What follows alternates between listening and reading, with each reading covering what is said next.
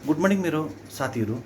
हजुरलाई म एउटा जानकारी दिन चाहन्छु कि जसमा कि हामी कसरी वाइटीमा सप गर्नु है, और सप गरेर हामीले कसरी रिटर्न गर्नुपर्छ त्यो कुरामा म एउटा सानो जानकारी दिन्छु कि जसमा कि यो कुराहरू मैले कतिवटा भिडियो हेरेर और मैले ठुलो जो युट्युबर्स साथीहरूलाई नि सोधेर और यो बारेमा जानकारी लिएको कि और हामी कसरी सप गर्नुपर्छ और हामी कसरी किन अटोमेटिक अनसप हुन्छौँ।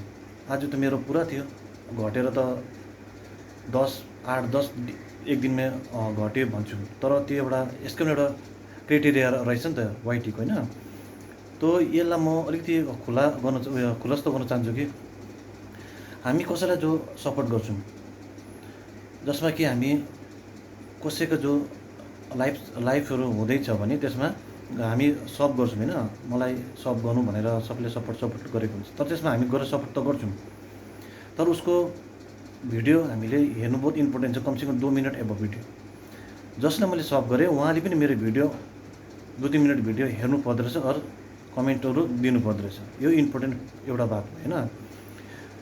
सेकेन्डली म एउटा बात भन्न चाहन्छु कि जो हामी कसैको जो आइडीमा भन्छ नि त कसैले होइन, मेरो यो सपोर्ट आइडी भन्छ। सपोर्ट आइडी सिर्फ सपोर्टकै लिए हुन्छ। सपोर्ट आइडीमा जो भिडियोहरू छैन भने त्यो च्यानल मान्दैन, हामीले नहुँदो रहेछ, त्यो एउटा च्यानल हुँदैन रहेछ। त्यो सिर्फ सपोर्टकै लिए जसमा कसैको भिडियोलाई गएर यसो उयो कमेन्टहरू उयो गर्नु मात्रै त्यसो हुन्छ होइन।